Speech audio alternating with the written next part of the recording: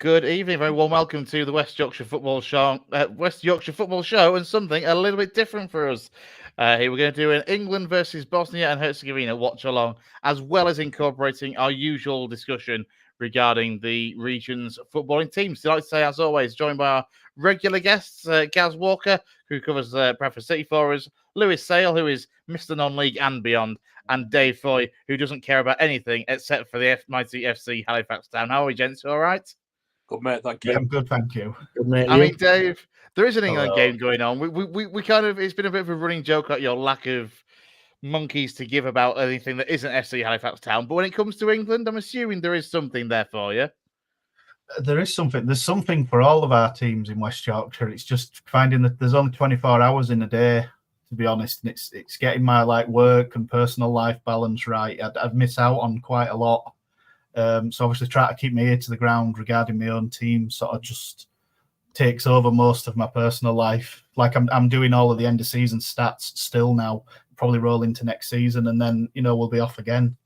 We will indeed. I just want to first start by talking a little bit, Lewis, to you in particular about the sad news regarding Rob Burrow, who obviously lost his ongoing battle with motor neurone disease yesterday after 4.5 years since his diagnosis. Look, understandably, the sports media has been absolutely covered with it, and quite rightly so, because he was an absolute inspiration to many, both on the pitch as a rugby league player and off the pitch since in his fight. Yeah, 100%. It's just tragic news, isn't it? Obviously, with what we read and saw last night, about 5 o'clock, and I think you said it right there really well. He's an inspiration. He's a warrior both on and off the field, and for a player who I remember used to go and watch rugby league every week in, week out. And, you saw this little man running about and you're thinking he's not really going to be able to do it. He's, probably going to be tackled too much and he ain't going to last very long. But he actually was one of those players that I think, people actually secretly admired because they knew how tough he was, but he could, change the course of the game. And people, weirdly enough, from opposition teams actually didn't mind Rob Burrow. He was one of those players that you actually felt that, you could get along with, and he was a good lad that you could probably go down to the pub with, have a drink and a chat with. And I remember my early journalism days, and I spoke to him. Even at the time when I was, helping with Bradford Bulls commentaries and stuff like that. And I remember speaking to Rob Burrow. He was so gracious, so welcoming, so just really accommodating. And I think that spoke volumes of him. And obviously we know his fight against MND for the past 4 and a bit years. And, at 41, it's just no age. It's so tragic. And, I know people as well who are suffering at the moment. And it's one of those where you almost have to see it to believe it. It's crippling. It's so tragic. But listen, I think, the blessing is what he's done. He's raised a lot of awareness, raised a lot of money, obviously, with Kevin Sinfield, and the people have helped raise awareness and money for the cause. And there's almost a bit of a silver lining, a bit of a cloud that that shows of what can be done when you put your mind to it and you remain positive. You've got the right mindset, and instead of wallowing and feeling sorry for yourself, is actually in probably worse circumstances where unfortunately yesterday the inevitable was going to happen at some point. That he was able to make such a difference to people's lives, now and in the future. So yeah, I mean, from all of us, I know we'll echo it. Thoughts massively go out to family and friends who've lost Rob now, and is a massive hole for such a small man. But yeah, I mean, legend gets overused a lot, doesn't it? But he was a legend, on the pitch, and a massive inspiration off it as well. Yeah, absolutely. It's only right. We are primarily a football show, but as an absolute great of West Yorkshire and of Leeds in particular, of course, it was only fitting that we had to start by talking about that sad news. On to tonight then, and as I say, this is our first ever watch along here on the West Yorkshire Football Show. We did try and encourage Brownie and Jay in particular with the playoffs for Leeds United to try and do it, but for some reason they didn't think being on camera for those games was particularly appropriate.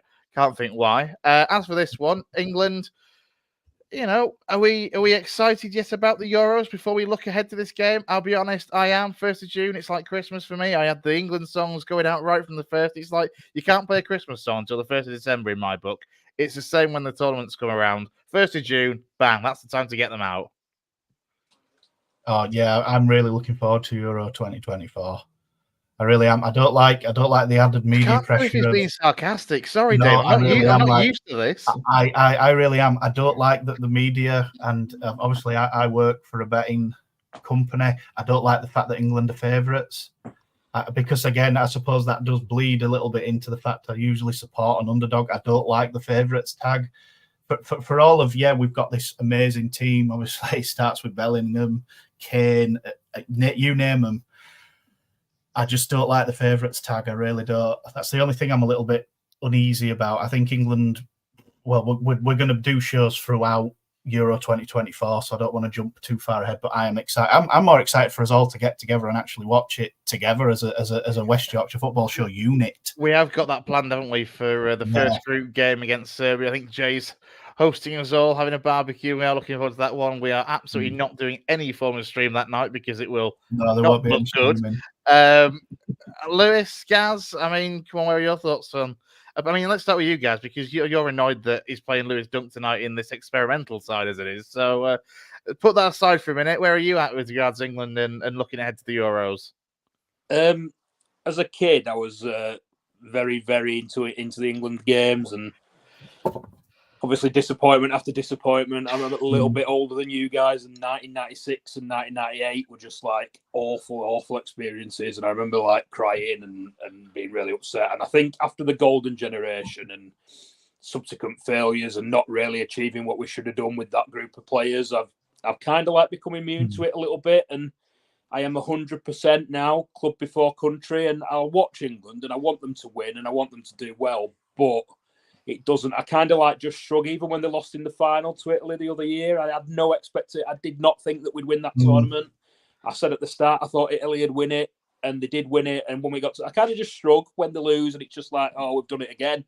But absolutely, like I still want them to win every time they play. I still want them to win. And tonight, I am annoyed that Lewis Dunk's playing. I'm saying, like, why isn't he playing Branthwaite or Kwanzaa or Gomez at centre back?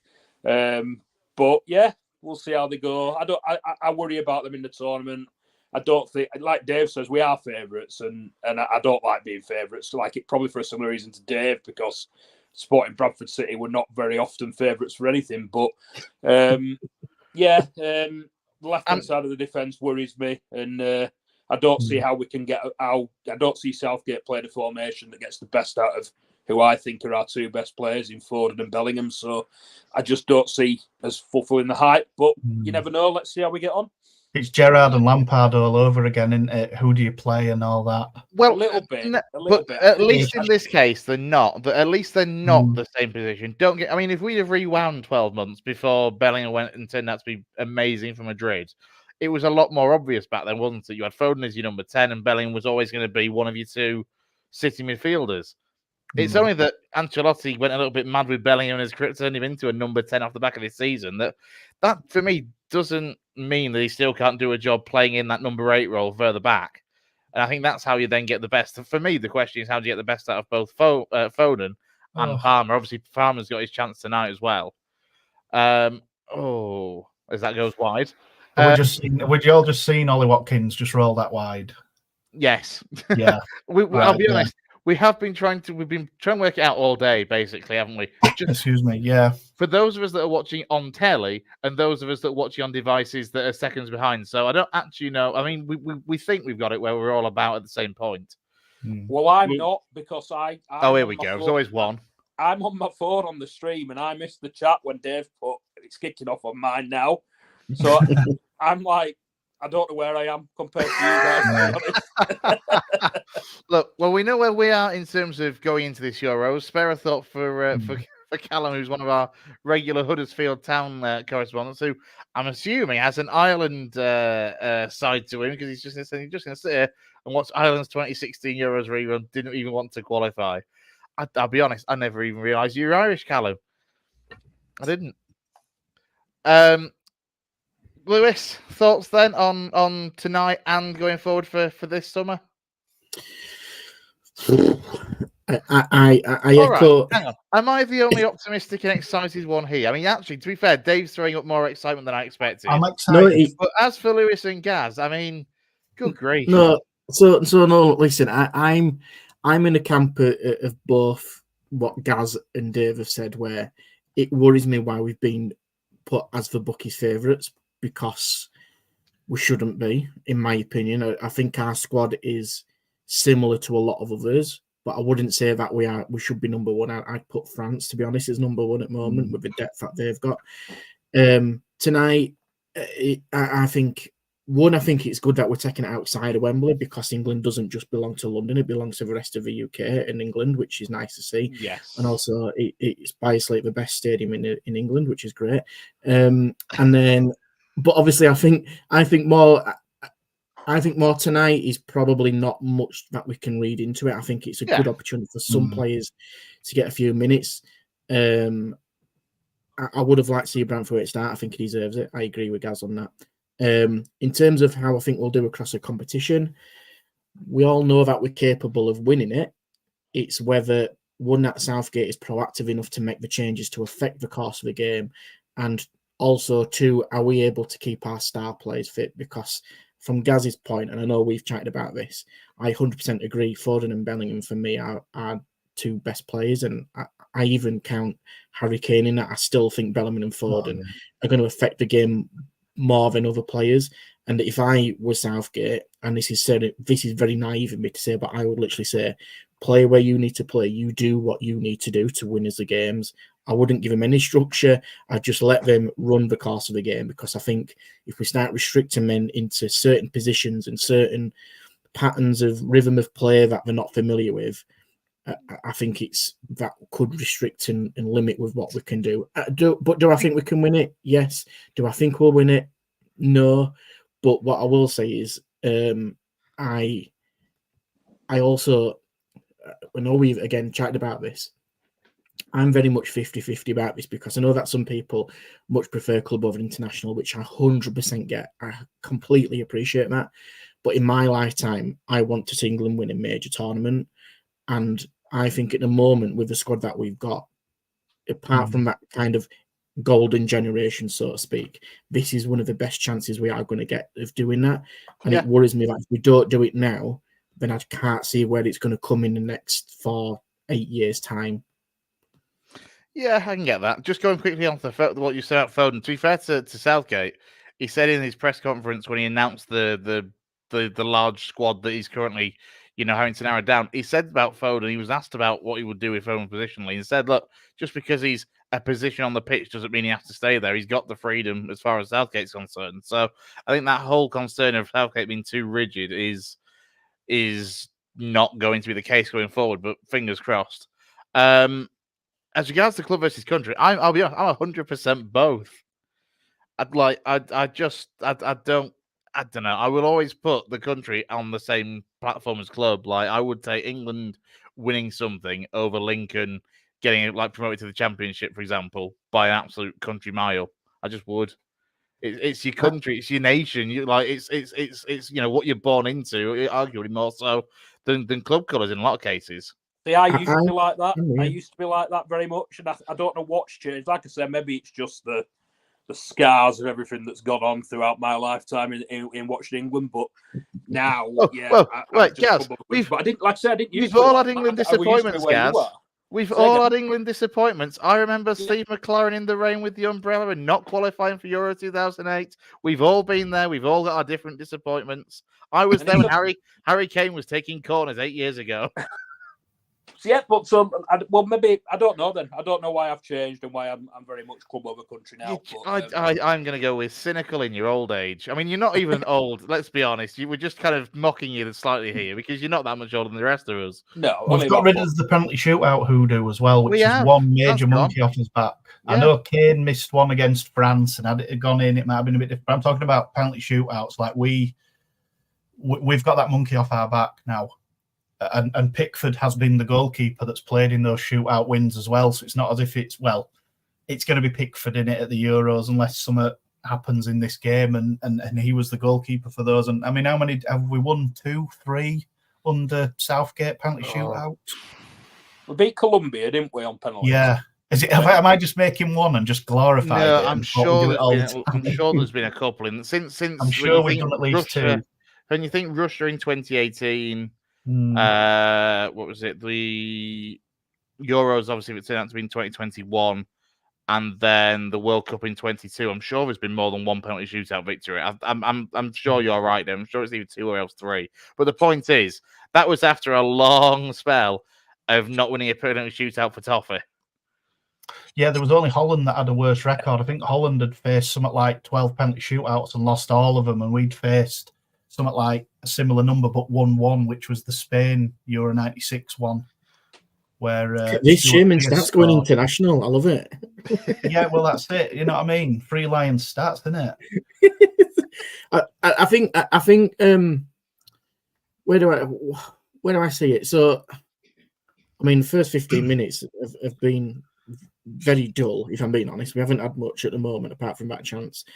But where do I see that we can potentially do it? If we were to win it, what do I see? How do I see that happening? We need a bit of luck. Any tournament winner needs a bit of luck. That's just part of the course now. I think the one thing for me is that we're going to have to beat the best teams, and we haven't done that in knockout tournament finals at the moment. And that's one thing that Southgate really needs to address. I personally think Southgate might not be here whether we win or lose anyway, but I don't think just beating a Germany or in Italy again and still not winning it is a success now, because we've enjoyed a bit of misery in the final. We've got so close in Russia, and in the last one. So, and we were actually unlucky against France. We actually probably got a team against France.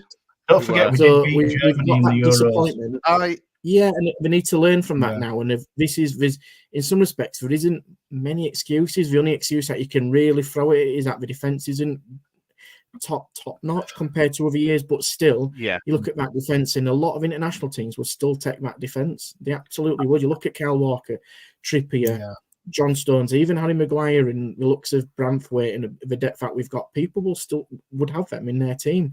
We've just got to make it sing, and we know that on our day we're capable of beating anybody. I absolutely don't doubt that for a minute.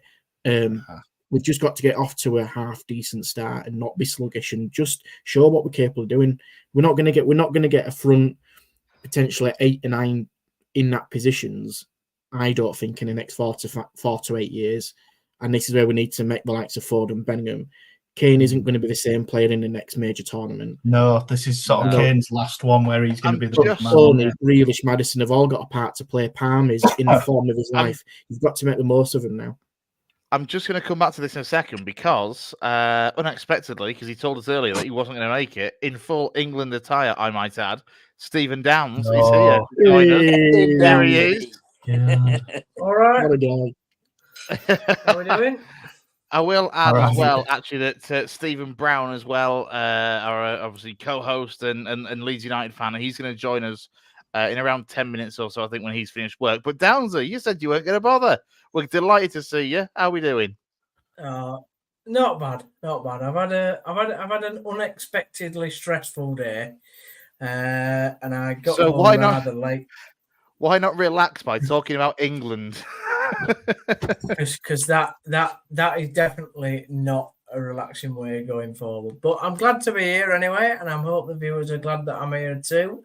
I took my very, very nice England shirt on. I got this at the last Euros for £10 because I'm not buying a £90 or £100 England shirt when this is just nice enough. And it also works for cricket, this shirt as well. So I'm going to say it looks like a cricket shirt. It looks like a cricket shirt. It isn't a cricket shirt because it's actually got the shield is actually a shield shape. But did you get that on holiday in Ibiza or something? Or did some little chap called Pedro sell you that for a few euros? I can confirm it didn't. I didn't get it in Ibiza, but it might have come from the other side of the planet in a little country called China. To be fair, actually, genuinely, I think before the last major tournament in 22, I think my plan was eBay. Like a couple of I mean, just like you. I am not buying a New England shirt. No, not for. Unless I had a small lottery win, which is what I would need to then buy a current England shirt, it's not going to happen. Retro shirts are all the rage now. The blue 90s one's brilliant. The old 1990 sort of away kit. That's very popular. Oh, what are they called? There's a manufacturer that made a load of Oh, what's it called? It'll come to me later on. Well, there is Toffs, but there's another one that made a lot of like basically like reproduction, like 90s kits, and I've got one, and I cannot remember what the name of the brand is now. Can I like Score Draw or something like that? Yeah, I've got that in my head. I'm just going to bring in as well because he is now here too. Whilst we're talking about the England shirts. Hey, Brownie, how are we, mate? You all right? Hello. How are we doing? Are we winning yet? We're not. Are we, Chuff? We can't. I mean, I've not seen any of the game, but if it's 0-0, I presume we're playing crap. If I'm honest. Right. I don't even know the side. Watch along, isn't it? We've had about 80% possession. Yeah, to be fair, we're not playing horrifically. We just haven't put the ball in the net yet. I'm just going to point out, by the way, like 0-0 doesn't mean we're playing badly, Downsy. Christ, can I just say that? How many games last season would Huddersfield have taken 0-0? All of them. All 46 of them. Matt stayed up. And to be fair, Darren Moore tried his bloody best to draw every game of them. But we've already mentioned Darren Moore today. That's enough. Thank you. I know. In what context did you mention him? We're on about Port Vale. Oh, why? What's happened with them? They sacked him. Nothing. We were talking about a player playing under Moore. Downsy wanted a less stressful evening after his stressful day. He brought Darren Moore up, didn't he? He brought Darren Moore up. He brought it on himself. He's playing dunk. Yeah, we've had that discussion as well. I'm really sorry. I've not seen the team. I'm glad Eddie's very experimental Downs there. It's scrolling along the bottom of his feed. I know. That's what I'm reading, Dave. That's why. I saw Henderson's flash up about 6 seconds ago, and I thought, "Hey, Jordan's made it back."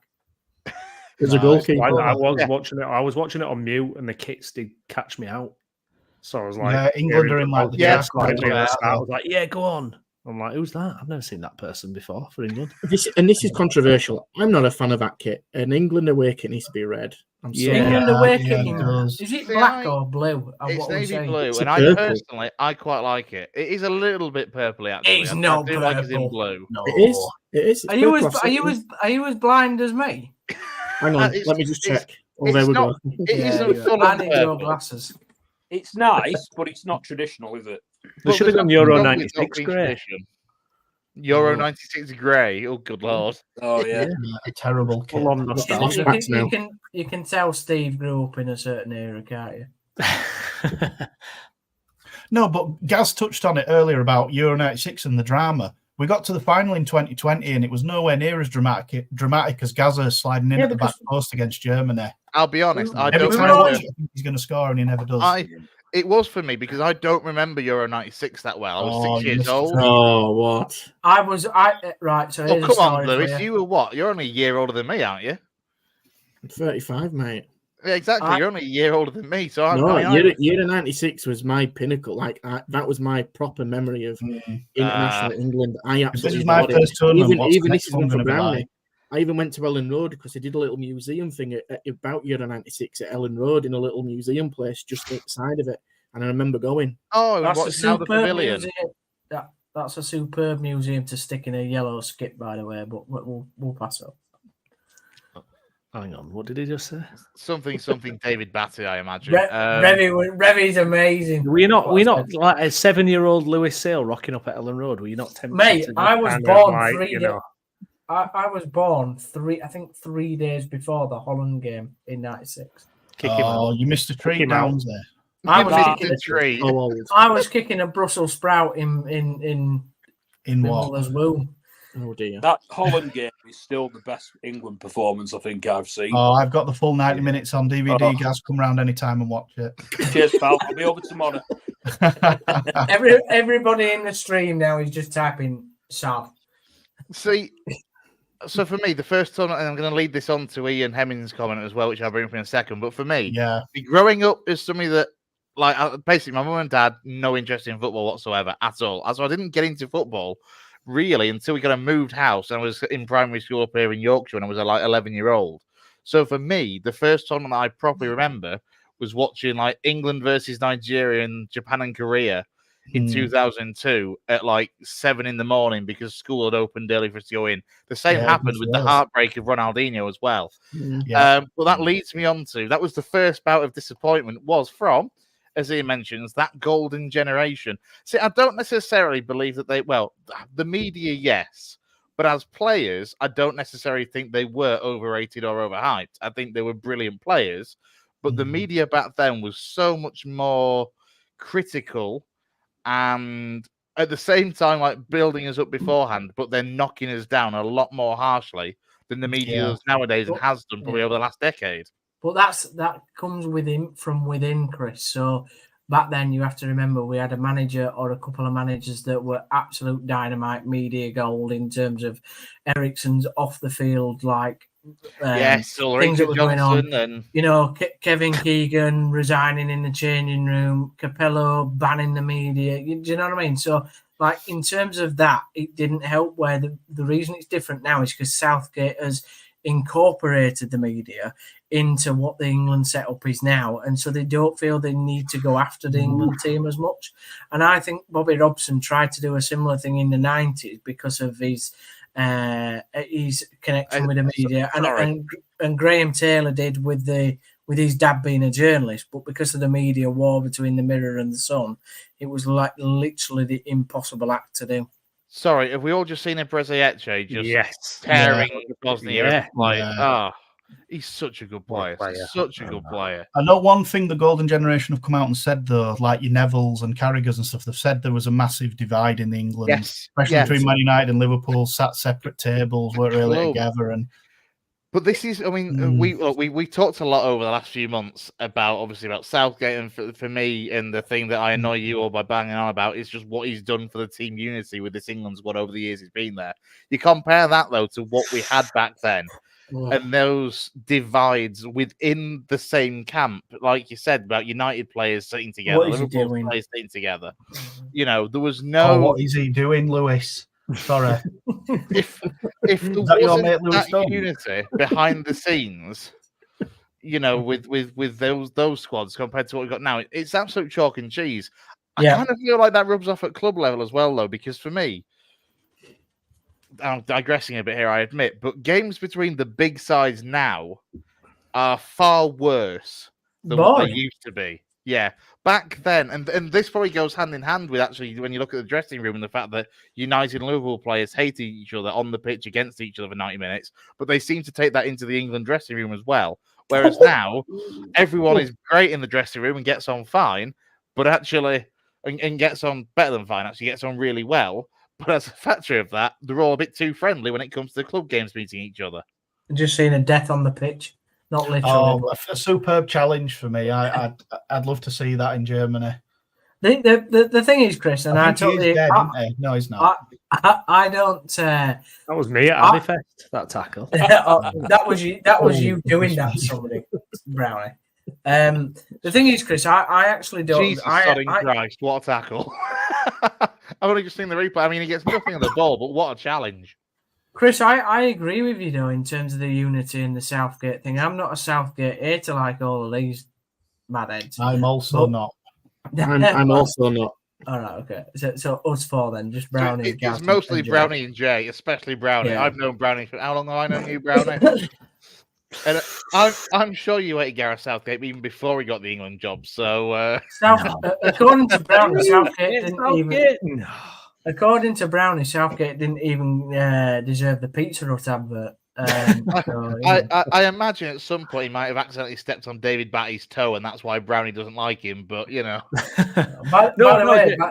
I totally take your point about what he did to unify England dressing room. My thing is, I almost think that 2018 crop of players was more suited to a Southgate, a little bit more limited technically. Kind of, you know, you had your Warriors in that team. It was a little bit easier to pick the first 11. I think now we've just got so much choice and so many. We shouldn't. I think we're starting to see the fruit of St George's Park. I think we're seeing St George's Park bearing fruit now. Yeah. But actually, there was a clip going around the Southgate actually when they were on I remember when he used to do ITV punditry. Yeah, it was after we went out. I think it was like one of the games. I think around 2010, I think, or 12, when we went out against Italy in the Euros, and we were just like 2012 like a Pirlo masterclass, and we couldn't. Yeah, he never moved from centre circle, Brownie. Yeah, never. And moved. Southgate spoke really well after that. Southgate was like, "Look, you've got to start in the academies. You've got to get the youth training sorted out, and then look, 14 years later or whatever, we're producing really good players, but then he picks Dunk. So what can you say? I read a very interesting column today from Henry Winter, who I know we've asked to follow us on Twitter. So Yeah, did you see that? Henry, if you are watching, please give us a follow. And you're more than welcome. We'll give you a packet of WhatsApps to come on the show. But he said that in 2018, Southgate's first tournament, back four was Pickford, Trippier, Maguire, Stones, and Walker, and they were the average age of about 26. They're now all into their 30s, and I think it's 2,900 and something days. He's probably going to start the same back four at the 2024 Euros.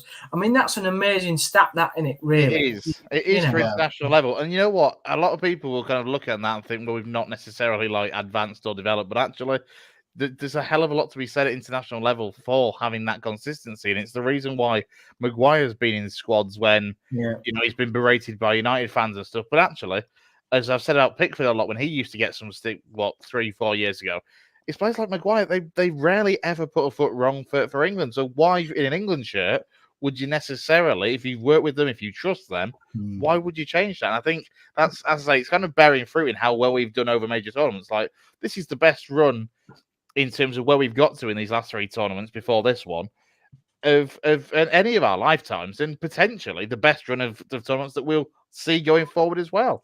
But you look down it's the same at club level. Managers have certain players that they trust, and they'll keep them in the team for as long as they can do because they trust them. And I think Southgate's kind of brought that to the international stage where he trusts certain players, and probably that falls back into what you were saying about unity as well, because the players have been together for so long. There is kind of a bit more of a friendship or a relationship, a bond between them. So, yeah, I totally agree with what you're saying. I think going back to what we're talking about with Southgate, and Brownie kind of touched on it before, and we were talking about it just before Brownie and Downsy came on. It's whether you trust him. I know Chris said he'd said in the pre-match that he would let sort of Foden play with the shackles off. Do we actually believe that he will do that? Because I just see him as being regimented, and I just worry that he'll stick Foden out on the left and he won't do what Lou said he should do and just say, go out and play. Not in the big match. Not in the big matches, Gaz. He'll be regimented in the big matches, but I think like in the group stage, we'll see a bit of flow and energy. But Chris, you made a good point about Maguire, right? You look down the years at England players, right? How many times have we said they've played well for the country, but not for the club, or the opposite way around? So like Kevin Keegan's a perfect example. Great for Liverpool, fantastic for Hamburg, crap for England. But then you look at somebody like Jack. No, all right. Shut up, Steve. I'm actually going to use a Leeds example here, if you let me. Jack Charlton, great for his country, but not the best. How old are you, Steve? Are you 60? Hang on. Have I just heard Stephen Downs say Jack Charlton wasn't any good for Leeds? No, I didn't say any good. I just said Jack Charlton came out and said that he even himself said that he was a limited footballer, but he was amazing for England. And if you look at the effect that Jack Charlton had on our system that we played in the 60s, he was literally a perfect player for that system at the back because of his experience. He's know how to position himself and head a ball, and the fact he knew he could pass a ball, but he wasn't the quickest, and he wasn't naturally an amazing tackler of the ball. But so he's a good example of somebody who played amazing for England, but not the best. Like do you know what I mean? He was a great player for Leeds. I can't believe that Brownie's just had the audacity to criticise Downsy for looking back at history when he sleeps with the ghost of Don Revy every night. No, Brownie's beginning to hate. I'm feeling a bit of shade off Brownie over the last couple of weeks, like in the chat and on live pod. I don't know what the all love, mate. It's all love. I don't know what shocks me the most: the fact that Downsy hinted that Charlton wasn't great for Leeds, or the fact that the first tournament I remember is Italia 90, and Chris said the first he remembers is 2004. 2002. Sorry, 2002. That was my first year at university. that was to be fair, that was my first tournament. I think I was I was 6, Chris, in 2002. And all I remember is I don't remember really anything of the tournament apart from Seaman's fact that he couldn't jump. Oh, I mean, he did it again. It was an amazing goal, but he should have jumped. I were in the Well, I were in wasn't the he unit, like the 40, unit, wasn't the he, or student, something? one of the student Yeah, bars. he was in his late 30s, Browner. Who Seaman in 2002? Yeah, he was old. Hang on, he couldn't have been that old though, because he was still playing like first choice Chris. for Manchester City in 2005. Everybody accepts that if he'd have jumped for that ball, he'd have saved it. I think he made that amazing save for Arsenal against Sheffield United either a year or two after that, and he was 39/40 when he clawed it off the line at Old Trafford. Sheffield United. As a former professional goalkeeper, Dave, I mean, yeah. What do you think I'm not in having terms this. of what Seaman should have done? I mean, you know. I mean, you don't. I mean, What I'd have never in a million years got dinked in 2002 World Cup. It just wouldn't have happened. No, because you wouldn't have played, mate. Yeah, I've met. I'd have just We've been all on the met. line, to be honest. We've all Sorry. met Dave. We've all met Dave in person, and he's quite a tall chap in it. Not as tall as Gaz, but you're a decent size for a goalkeeper. Mm-hmm. I've only got little hands. What was alarming about? What was alarming about that? I don't know why why is that so funny? Why is that so funny? My hands are little for a goalkeeper. needs- I've only got small that hands. Not as little as The mine. way you tell him. That They're needs broad. I've got something a broad palm. All right, but my fingers are little. Oh my God, that's true. Yeah. Just I do think that again. to I be mean, it probably Sorry. looks worse because I'm putting it right by my camera, but like compared to my face, This has taken got a quite a weird big turn. For the 137 odd folk that are watching us right now, this has taken a very weird turn. This is what we Subscribe want to from a more watch content like along. this. Look, now, I have a lot of respect for England goalies. I really do, because I mean they're picked for England because they're the best that our country can produce. From Rob David Green. Calamity James all the way through. Like, I've got total respect for the lot of them. I love Honestly, I really do. I don't think I've ever criticised one England goalie ever. I mean, I did then with Seaman when I said he got chipped. But Surely, I mean, he's had a wonderful career. You know, surely, what I mean? surely you can criticise No. Rob Green in 2012 against the USA. Come Oh, on. do you know what I would do? Hang now? on, We're hang at on, Download Townsley. Festival. Townsley, that was 2010. That was 2010. That was 2010, Rob Green. 2010 against Yeah. America. But to be Yeah. fair, there is a little bit of a history of like faux pas from England goalkeepers, isn't there, over the years? You look at, was it Scott Carson against Croatia, Paul Robinson's bobble?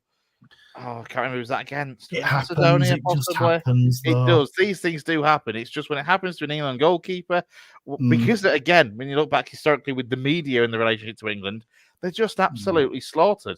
The thing with England goalies are more in the spotlight from the old days. What Steve harked back to when he was going on about bloody Charlton and the lot. England's goalkeepers were always the best goalkeeper in the world because they just didn't know. They just assumed England's goalie must be the best in the world, and we've never seen to. Well, it goes just- back to Peter Benetti, Dave. It goes back to Peter Benetti in the 70s, and when he made the first real big error as an England goalkeeper that's on film sort of thing that's not before like the war. So it all harks back to Peter the Cat Benetti. The thing with the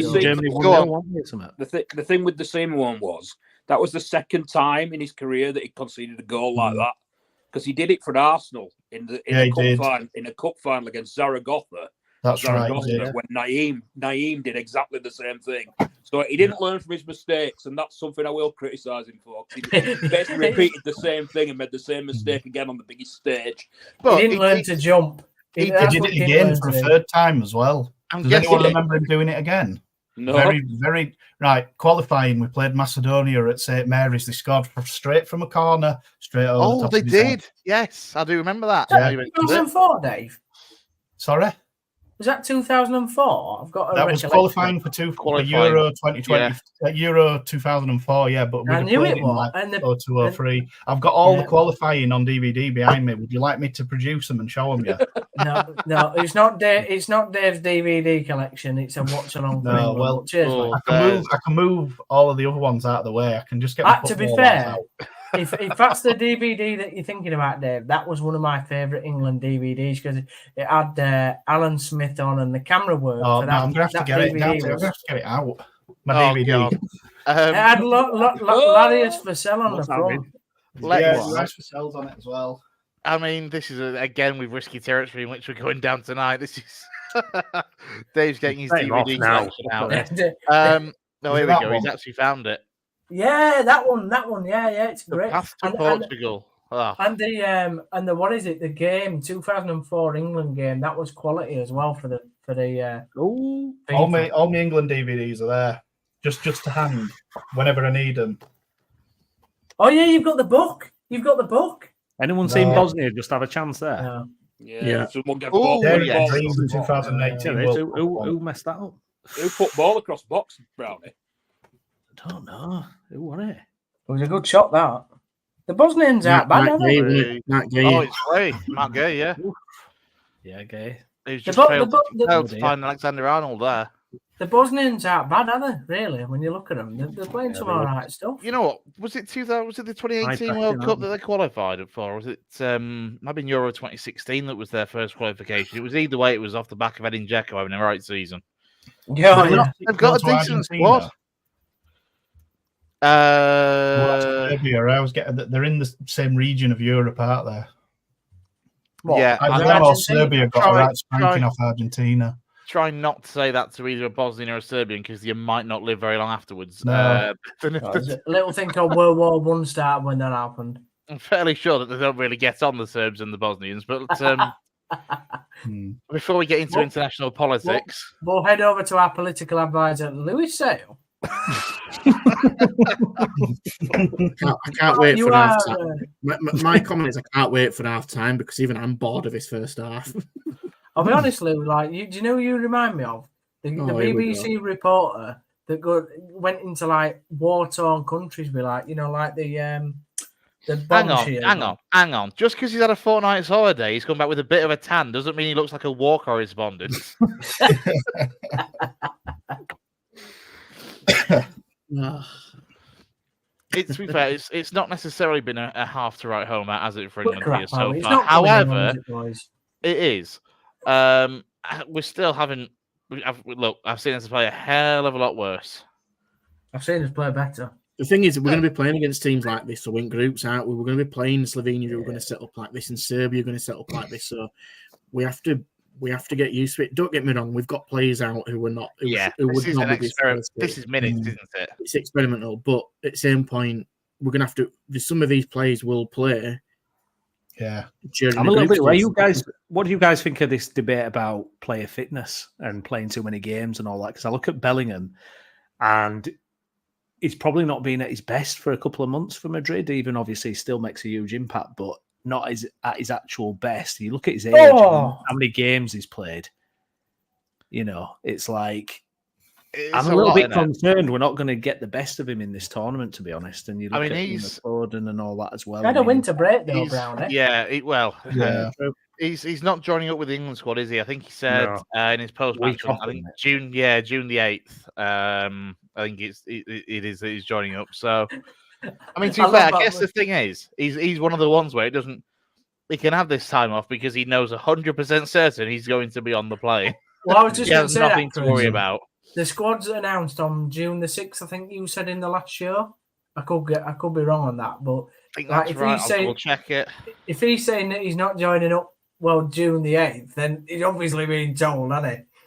Well, let's be honest. It's obvious. Yeah. I don't think you'd have to be a rocket scientist to work out Jude Bellingham is going to the Euros regardless of what happens. As long as he doesn't get himself too drunk and, fall off a car or something, Stuart McCall style. I haven't noticed recently, when I've watched him play recently, does Bellingham still have his knee straps up when he's playing? I didn't notice it in the final. I don't think he did. But actually, what you were saying about his best, Brownie, just thinking, he got an assist in the Champions League final on Saturday night. Yeah, true. That's what I mean. He's still such an unbelievable player. He's still going to contribute, but in terms of that being at their actual absolute best, you're just worried with the amount of games. I mean, I don't know. I mean, like Steve says, they get winter breaks and things like that. But yeah, there's a bit of a debate, isn't there, because they're on about player strikes potentially and all that kind of stuff. So Well, this is off the back of It this. might come to it later on, mightn't it, mate? I know what you're saying. For me, it's going to be across all teams, isn't it? Because all the top teams are going to have the elite players in it. You know, you look to Spain with Real Madrid and Germany with, you know, some of the Dortmund players and stuff. So we're going to get it across the board. Go on. I'd much prefer to have Bellingham on the back of a Champions League win than 100%. him finish 2-3 weeks before, because he's going to be living off that and can't blame the kid. A lot of the talk about these players. He's unreal. A lot of the talk about these player strikes, though, isn't this off the back of the whole revised Club World Cup that they're looking at bringing? Is it next summer? For the summers when there isn't a European tournament, an international tournament, that they're looking at bringing in a revised existence of the current Club World Cup, which will take in apparently more clubs, and that's where there's a lot of talk about players wanting to strike about that. Is it? You are right. Okay, so Steve's about 2 seconds ahead of me, is what I've worked out from that. Yeah. The thing is, I think in tournament games, though, in final situations like this, and it's kind of going a little bit back to your point of having a familiar back 4 or 5 or whatever he decides to do with it, is that there is so much downtime in tournament finals like this that it's a perfect time for the players to recover, to just have that time to probably not do out. And I think that's really underestimated in finals situations like this, because you're going to have some kids likes of maybe Isaiah Figo and Bellingham who've not been used to that, but then you've got the likes of Maguire, Stones, Walker, Trippier, who are experienced pros, Kane's there, where they've been in tournament situations where they've had a bit of downtime between games to recover, and you kind of leaning on those players. We talk about even our club sides, don't we, about experience. So that's where the fitness comes into it, that some of them experienced pros can recover properly, and have got to teach the young ones how to do that as well, because they're not used to that. And the thing is, the playing career is so short anyway.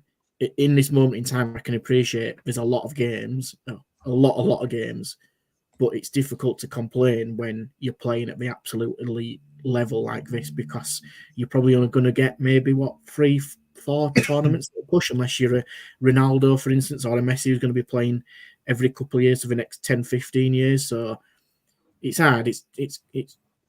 Yeah, I can see both arguments, but you just got to enjoy it as a player at the moment. Just enjoy it and thrive on it, because you ain't going to get your playing career back. No chance. Do any of you watch the YouTube videos that England put out, like the training and stuff like that? Because I find them, to be fair, more fascinating than what the town ones are. Because a lot of it, you see that spirit. What having talented players does, isn't it?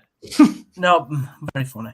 A lot of it is about that spirit, but you also look at how many coaches that the players have got around them of different facets, like physios, like strength and conditioning coaches, stuff like that.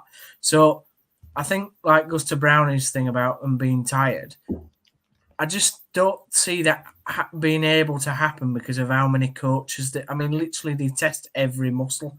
That they've got the very best of the very best coaches. Like, that's one thing that Southgate has managed to, because he's had time to build that. Do you know what I mean? He's now got total trust in all his staff, and I think the players trust them as well, and that's a massive thing. So they'll know, if they're not 100% on it. Like, I don't expect Luke Shaw to go, but I think he would have done if he'd have been fit. But he's put him in this revised squad, and he's not played, has he? So he's not going to go, because I think the coaches have determined that he's just not going to make it, and there's no point risking him. So I can see why he's there, though, because with Chilwell, for his experience. Well, not even just that, though, but with Ben Chilwell being injured as well, he's the only natural left-footed left-back that we've got, isn't he? The downside, and the player that I think actually was really unlucky not to make this large squad was Tyreek Mitchell at Crystal Palace, because he's had a week-in, week-out kind of season for Palace at left-back. And given what was it, like there was a half a dozen, no, was it 4, I think, of the Crystal Palace players? I think he'll feel a little bit unfortunate, actually, as a natural left-footed, left-sided left-back to have not made the squad. But again, injuries are a thing. Chilwell injured. Rico Henry at Brentford, who's had some really good games in the Premier League, but he's been out most of the season with injury and is still out now. It just seems to me that this year's there's always one position, isn't there, usually with England coming into a tournament where you're like, oh, we don't have the depth or there's injuries that have hit us, and this time around it seems to be left back. But But I think also, there's also an element of it where we get squads in competitions where your normal, how can I say it, not your normal, but you predicted 11, which we can probably guess and agree on what it might be. There's a likelihood that probably won't happen because in a lot of tournament situations, somebody will get injured and either be not available for all the group games or might get injured during the groups and miss some of the, kind of knockout later on down the stage. I remember one year we had, it's like even talk about the Ronaldinho situation. It's like Danny Mills were playing right back when it should have been Gary Neville. Yeah. Oxlade-Chamberlain came in and he came out of nowhere to play, and he was arguably one of our best players. I think Phillips were the same at some point. So somewhere along the line, you get the odd player that you wouldn't expect to do well and actually does all right for us. And so maybe that is I don't know, it might be your Branthwaite or it might be your Ivan Toney, for instance, because, for instance, Harry Kane, would you play him every game in the groups? If you do all right and you get through after 2 games, you probably rest him.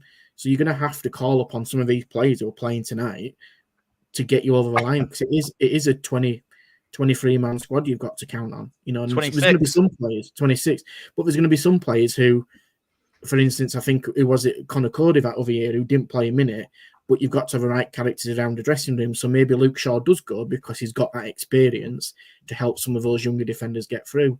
It's not just about, the year 11, is it? You've got to have such a really strong 26, 23, 26, whatever it is now. Stephen Warnock didn't play, Lou. Yeah. In the podcast he did a couple of months ago, he said that he went. I can't remember which tournament it was. It might be in 2010, South Africa. 2010, I think it might have been. Yeah. Have we all listened to that Under the Cosh podcast? How tragic is it? Which Because one? I've only just heard it. I was trying not to say the name to give them free advertising there. Oh, sorry. Yeah, It's the one with the fat striker and the Macklin guy. It's a great podcast. Is the Under the Cosh. I have no issues with saying it. They are absolutely brilliant and kind of trailblazers in the field. Which podcast are we on about? Whose is the one that you're referencing here, Dave? The one that has the fat striker. No, and the which the guest. Stop being mean to John Parkin. I'll get him to come and beat you up. It was the Stephen Warnock one. It was on about the Liverpool Champions League final and being in the squad and then not being in the squad and missing out on the prize money. I just thought it was very sad. It's a very sad story. So basically, Chris, he went to 2010, the World Cup, but he didn't play a minute. That was kind of what Lou was saying with Conor Cody. But like one of the big things to come out of that was that he missed out on the Champions League final. And the deal at Liverpool at the time was that they all got, whoever went in the squad got a bonus. But because his name originally was down to go, so he paid for all his family to go over there and everything and whatever. And then the next morning, Rafa didn't even ring him. It was his second in command and said, "Oh, we accidentally made a missing detail on the list. You're actually now not going." Oh, bloody hell. I think it was Harry Kewell that went or somebody went instead. Yeah, somebody threw the toys out of the pram, a more established player, didn't they? Yeah, and basically, but what made it unbelievable was that he said it had actually happened in a Premier League game like 3 weeks before that, where the same thing had happened again. Yeah, which is a bit mad, really. But yeah. So go on in, lads. Where we are at half time at the moment. Who would you say for day one is your starting lineup? Let's go around us all. Go on, Chris. You go first. Now, I mean, to be fair, I want to throw up the left back thing before we fully go into this because I sort of only seen Dean Ashton. He was on Sky Sports News this morning, and it kind of had his suggested 11. Actually, I took a picture of it because I was kind of on board with part of it and not on board with some of it. Let me find the picture because his left back option, and I can kind of get behind what he was thinking is here, was Kyle Walker at left back. Because if that is your trouble position to have, why not just put your best defender there? And Kyle Walker is arguing that man who could easily do a job at left back, in the same way that Trippier has been used there, but he's pacier. And that also then opens up your right back slot for someone like Alexander-Arnold. And I looked at that and thought, okay, I can see where he's thinking here, and I actually quite like that thinking. Will it happen? Is Reece I doubt James it. back? No. Sorry, No. say it again, Brownie. It broke up for me. Reece James back? Yeah. Oh, No, didn't he make he's the another squad, injury. Yeah. Oh, okay. He's So what's another your team, injury. Chris? Are we assuming that Stonesy's actually fit as well? He is in I think. Yeah, Or well, he's due to yeah, be he's by the having time that rolls tests. around. If it's one of those, if everyone is fit, Pickford, obviously. I'm gonna go with that thinking. I like the idea of Trent and then Maguire and Stones and then Walker at left back. And then Rice, Bellingham. I would go Saka on the right, Foden up, starting on the left but allowed to roam, and then Palmer at number 10 behind Kane. So my difference to that is I'd have Walker at right back in his natural slot, and I'd have Trippier at left back, because I think he can do a good enough job. Plus, Trippier takes set pieces. We don't have a lot of set piece takers in this team, apart from probably Palmer and maybe Foden. But they're not like specialists. They're not like, Trippier is a real specialist, particularly free kick taker in that vital area. So I'd have Trippier in there. And I've kind of changed from my original team because my original team had Gordon in it. But I just think I think that lineup of what you've just said, Chris, of particularly the front six is pretty perfect, really. I'd have Rice sitting and let Bellingham just do whatever the hell he wants. I wouldn't even position Bellingham. I'd just say, you go play football and play like you're doing on a Sunday park. And then I'd have, like I said, Foden on the left allowed to roam. I think Saka's got to be in, Palmer and Kane. But yeah, the only change I'd make is literally the left back slot. Brownie. I'd be tempted for midfield. I'd be tempted with Rice and Mainu. I really like Mainu. And then have Bellingham above, Foden, Saka, Kane. So I think there's a shout for Mainu. I mean, in the cup final, he was superb. He was absolutely superb. Special. I just think he's absolutely special. Palmer's But missed I've out Trippier there, at left back probably as well. For me, it's the Palmer thing. Like, he's just had far too good of a season to not get a look in at being that starting lineup. And he's as good as Kobe Mainoo's been. He's just been that bit better. Quite a bit better over the season. How's Anthony Gordon finished the season? Because he's been unbelievable at times, isn't he? I like Gordon. I do. Let's hand over to our resident magpie, Mr. Sale. Yeah, I'm probably a little bit biased, but I don't think he actually goes. In my opinion, Really? I wouldn't take him, but I think Southgate will take him. Why is that then? The reason why I'm saying it, so he's probably been one of our best players this season. Absolutely no doubt about it. But do I think Grealish and do I think Eze on their day are better than Gordon? Yes. Absolutely. So my problem lies with Grealish in that, as much as I like Grealish in England shirts, I looked this up a while ago, and can I find it now that I've said this? No, but he has started and appeared in so few games this season compared to everybody else in his position that he's up against, whether it's Eze, Bowen, Gordon, Saka, everyone in a wide area has played a lot more games than Jack Grealish. And as much as I like Grealish, because the problem is, you think back against 2022, he was in there because he was playing regularly and because of his ability to win free kicks. He just hasn't been that player this season at all. And again, it comes down to one of those where he's been reliable for Gareth, but I don't think I'd take him. As much as I love Jack Grealish as a character and as a player, he just hasn't played anywhere near enough games for me. I think it'd be extremely harsh on the rest of them that have played week in, week out for their clubs if Grealish went ahead of him. Bowen's the one, isn't he? Bowen's the one that he'll probably sit there in the summer and go, what do I have to do to get in the England squad when I'm playing in a very average West Ham side that has actually done well over the last 2-3 years? what more can I do to get in this England side? And I think he's the one to miss out, if I'm honest. He's had a good return as well this season, goals-wise, because there was times earlier in the season when Mikel Antonio was injured, when Bowen was leading the line as a striker, and whether he's played up front as a striker or out in his usual position on the wing, he's got a hatful of goals this season. So I'm surprised with Lou there. I'm surprised, to be fair. I thought you, Lewis, there would be in favour of Gordon. I what way to support your football club, everybody? I would want to see him go because I think he's very effective at what he does.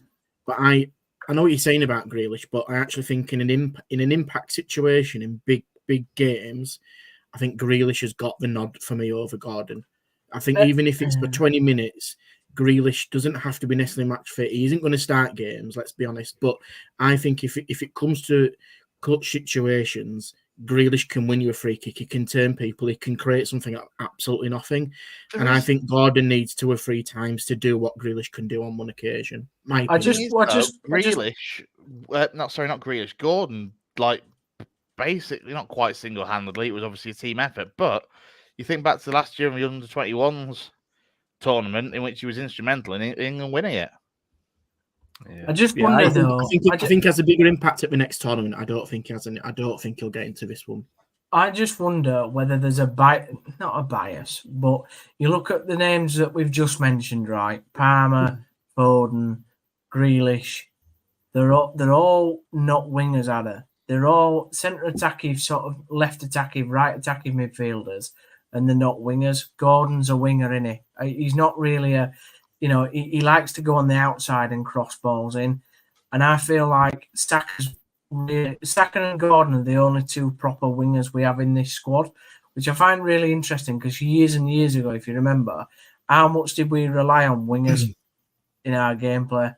A hell of a lot, didn't we? Like, you look at it. Inside, isn't it? That's what I'm saying, Brownie. There's no deviation, is there? It's all about cutting inside and getting a shot off. Where's the days where your winger would take on your man and beat him to the byline? There's none of that anymore, is there? I'm a bit worried he's going to start Gallagher. I don't know what everyone else thinks. I think he fancies him as the new Henderson a little bit. I don't think you're far off that, but you know what? I actually think Gallagher had a good end to the season. I know what you mean. I agree with you, and I think the problem is it's when you've got somebody like, and I know Gaz will back me up on this. I think when you've got somebody like Alexander-Arnold who can pick a pass from absolutely anywhere on that pitch. I know they're 2 very different types of players, but I agree. I think Gallagher's a Southgate kind of player, whereas I would like to see Trent in the middle and just spread the balls of what he needs to do, because I think if you're Kane or you're Saka or you're Foden or you're Bellingham, you've got a ball coming over the top from Alexander, you are absolutely laughing all day long. Yeah. It shows how stacked we are in midfield. It really does. Yeah. I don't know, Gaz. What do you think? Trent ain't playing at right back for Southgate. No chance. No. He won't play him at right back. I think we've learned that already. If Trent's going to play under Southgate, he's going to play midfield. Don't trust him, does he, Gaz? Say again, mate. Well, he defensively. don't trust him defensively there, does he? I don't think so. No. Regarding who you're playing, I know we skipped Dave here, but if I were to go into my team, it's really difficult because I want either Foden or Bellingham in the 10, which means that Palmer can't play. But this is my team. This isn't what I think Southgate will play. I think that I want Foden or Bellingham in the 10, and I think that opens up a gap on the left. And do you know, I really like Eze. I think he's a great footballer, and and if it was me, I'd have Foden or Bellingham in the 10.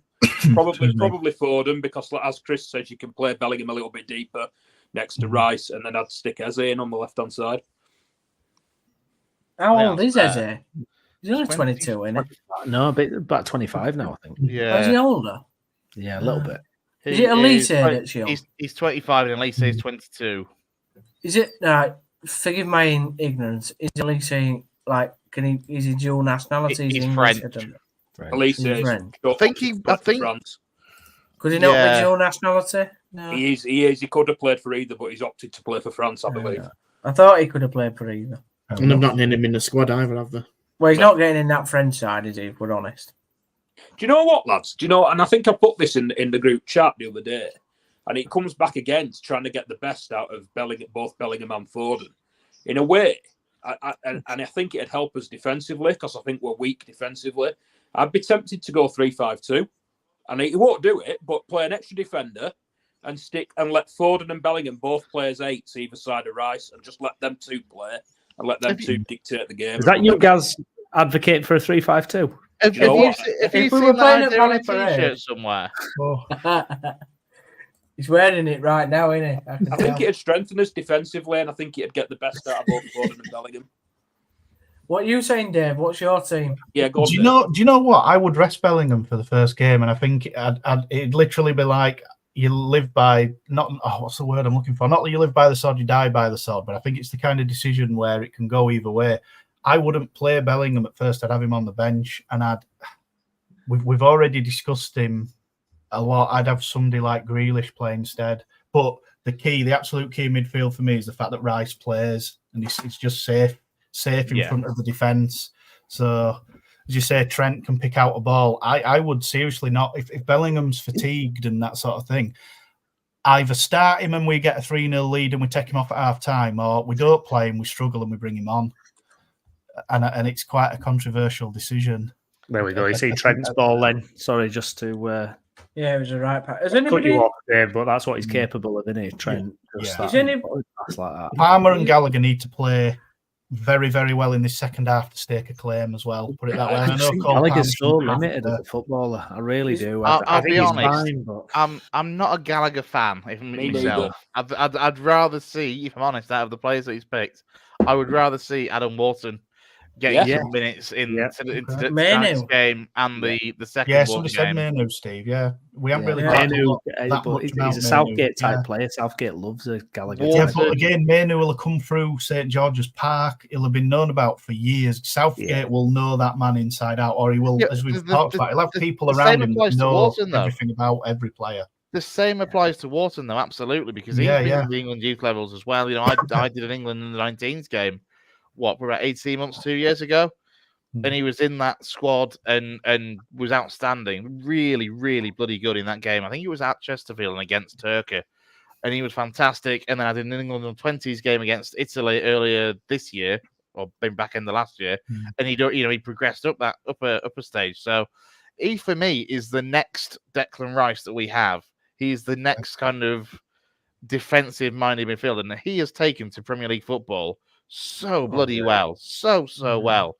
For me, Wharton has got to be.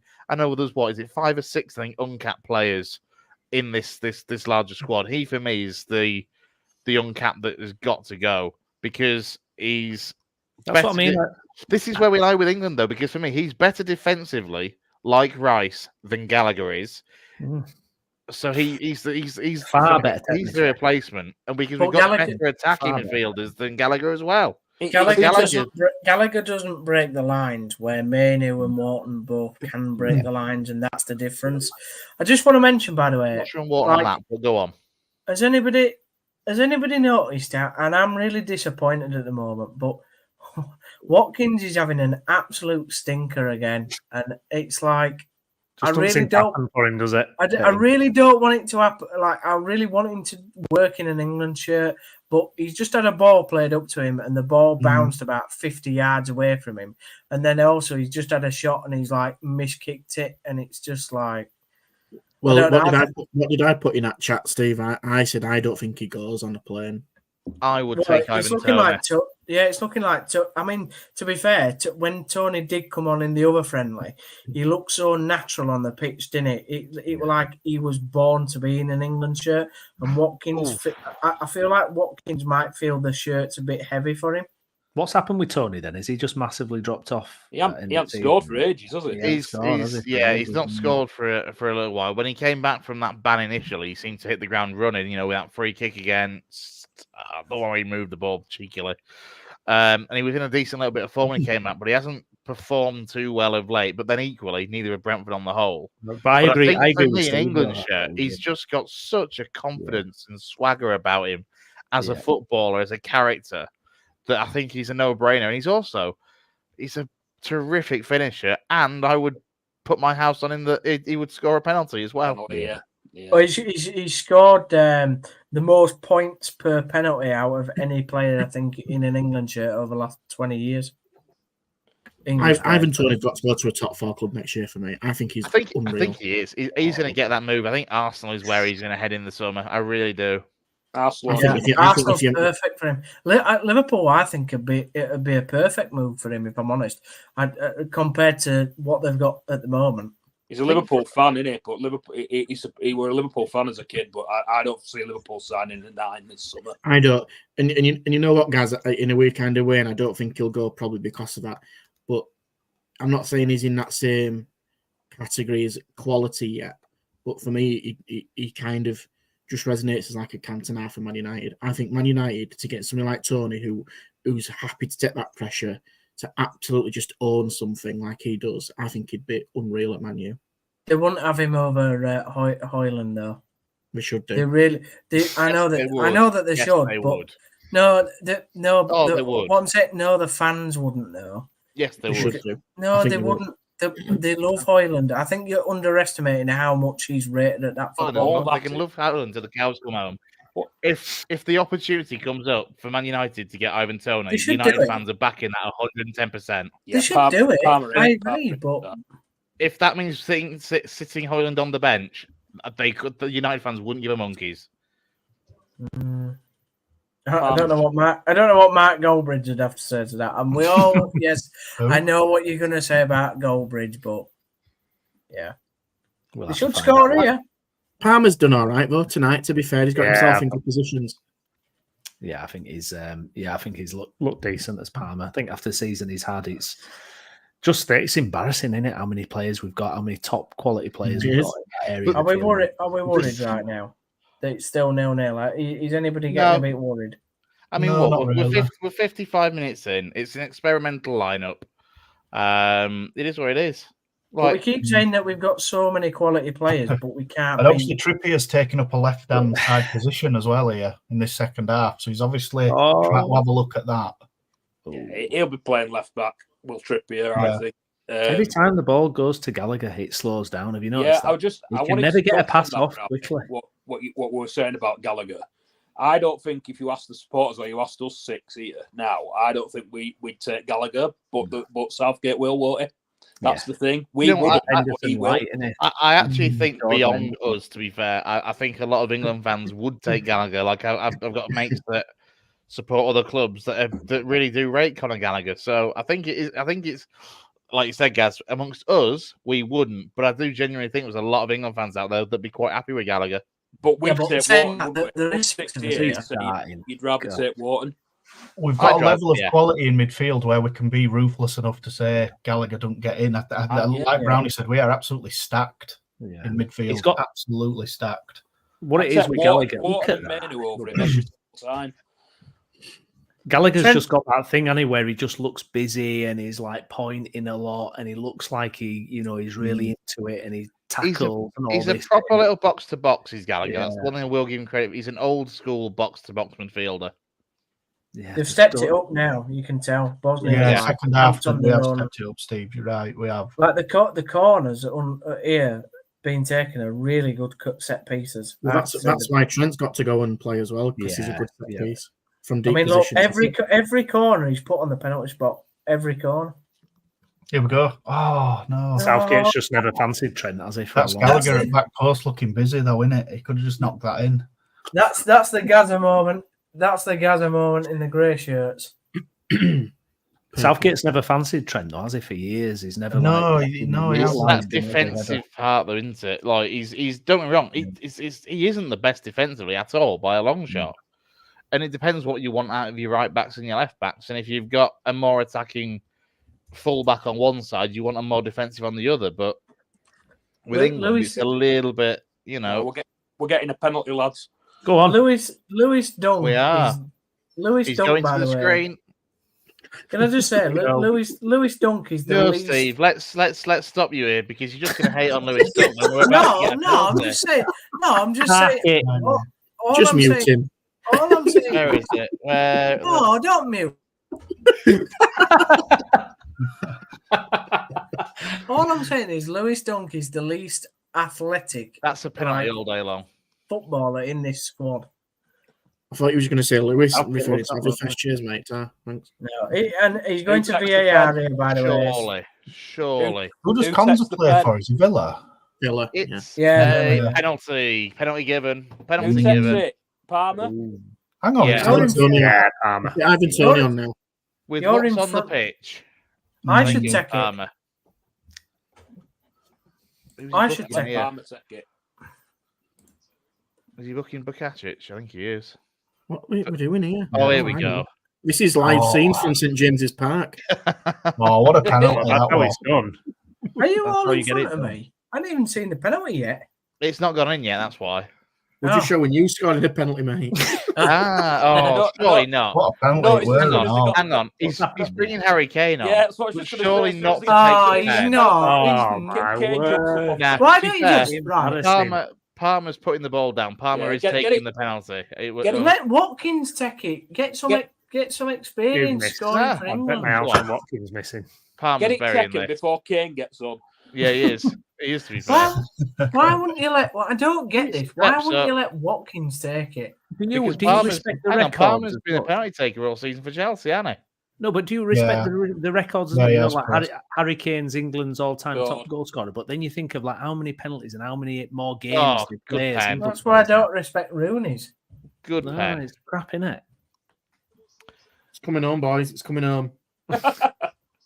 To be I fair love to how Palmer, Kane home. is It's bench as soon as he scraping got home. penalty. I'm coming to on, be fair lads. to be fair to Palmer, he's so cool, isn't he? Oh, Oh, he's class. what is this? Is he actually coming on? Yeah. He's not. He's coming Not on. taking a penalty, is he? No, he's not taking. Hang on, we've already said that the penalty's been scored, Brownie. Are you that far Oh, behind? yeah. Good grief. Brownie's just seen the VAR decision. There's a Second middle-aged half, man in the that crowd one, doing man. the freezing Bra- celebration. That's embarrassing. Brownie's just in Gaza scoring that. Brownie's just seen Leeds lose at Wembley. Oh, sorry. No, don't. How could you say that? Jesus, man. Come on. You give me crap Well, all week. forgotten about that. I'll give you a Can I just say spoiler, the drive Brownie. home with Jay? Me and Jay on the drive home, we barely said a word. Honestly. At least he Spoiler, slept Brownie. on the way back. We lose on penalties. Good lad, Palmer. There we At go. least he slept Tell you on the what, though, way if we back. do go to penalties and we do have the right players on pitch, when you've got Kane, Tony, Palmer, possibly Trippier, Mm. you're Pickford. laughing, aren't you? Really? Harry Yeah, Maguire can take a good penalty. Yeah, he can Pickford. absolutely hammer it, can't he? He can, yeah, you're right. And We so all can know- Pickford. Well, we all know Right, who Pickford else can is- because So of Chris's there's- question. There's That's subs Eze going off, on isn't here, it? so I'm gonna take off my lineup now because that's about to go to pot altogether. So Kane's coming on, Trippier's going off. Are you doing think it subs, looks- Chris? It looks like no. It looks like Wharton might be coming on. Is that Wharton? Branthwaite's 23? coming on. Branthwaite's coming on Grealish as well. came on. I'll be honest. This Mark is not. Guay's going off. It's not top production. This, Chris. We wanted live substitutions on the screen. Well, when you've got Mark Goldbridge's budget, it's doable, but we don't even pay for the top package on StreamYard yet. So Well, if Steve decided to get us a sponsor, then do you know what I mean? We might be. Able hey, to we tried. We went for it. that curry. We tried. Lewis was on the sales pitch and everything, but the chap No. wasn't having it. It's because me and Gaz turned up late with beer. What it was. We need some comment. We need some Branthwaite comments, guys, from number those who are watching as well. Who would you play in your first game for those watching and commenting? Let's get some comments in. You got over 300 on the stream that are watching. Let us know your Yeah, thoughts on England into this tournament. Who would you play in the opening game of the tournament against Serbia on June the 16th?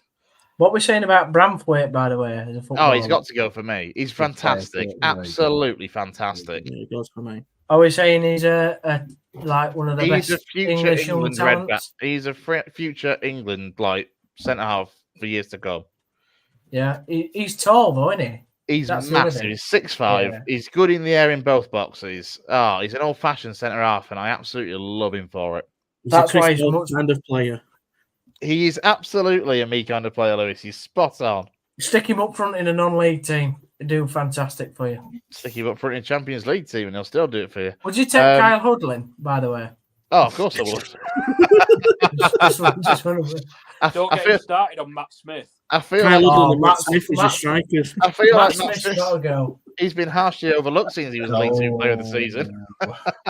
Honestly, this is just bringing up like Mike Bassett, England manager vibes. If you tell me where it says Benson and Hedges on there, he's there holding a cigarette packet.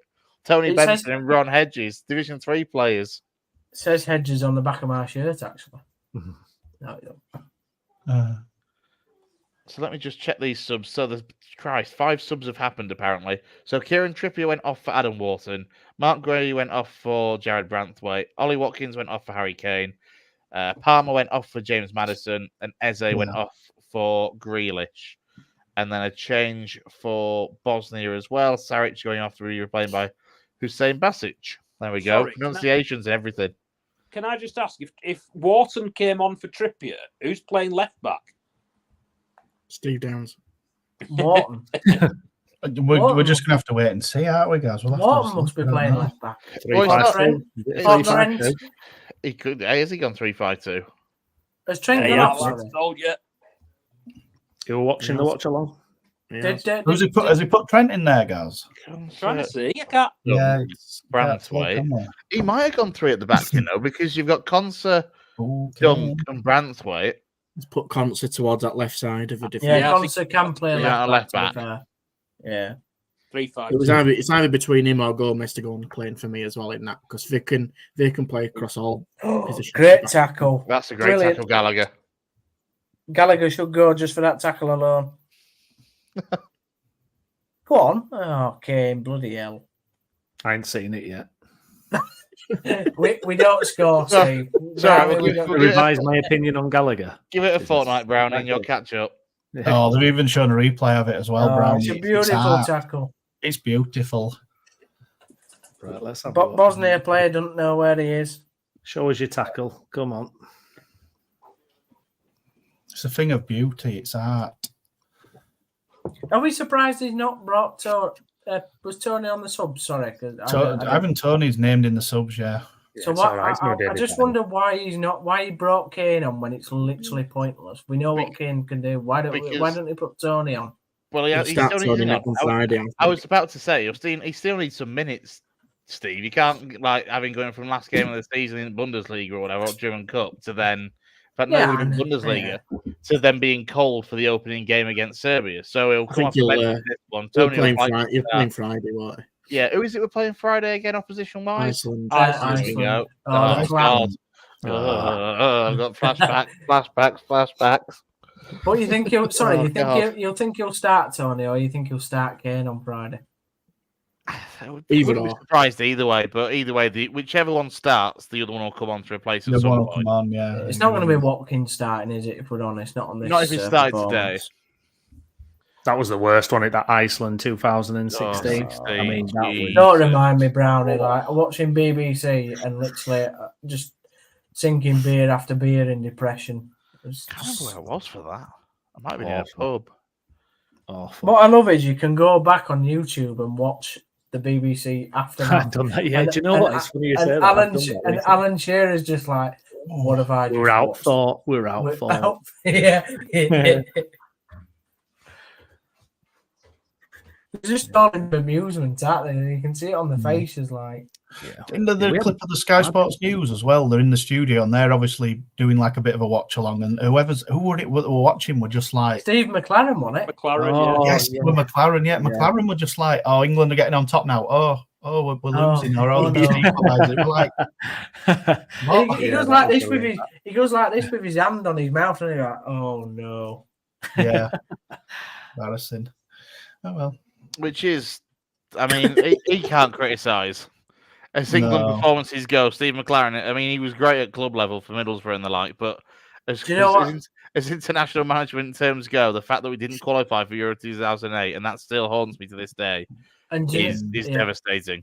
But do you know the only thing in that game that I remember from that game, Chris, was the umbrella at the end and Graham Poole giving 3 yellow cards out. Yes. Don't remember anything about Steve McLaren's time as Wouldn't have England been manager. that game. Which game was that where Graham Poole did that? But it was still playing it, didn't they?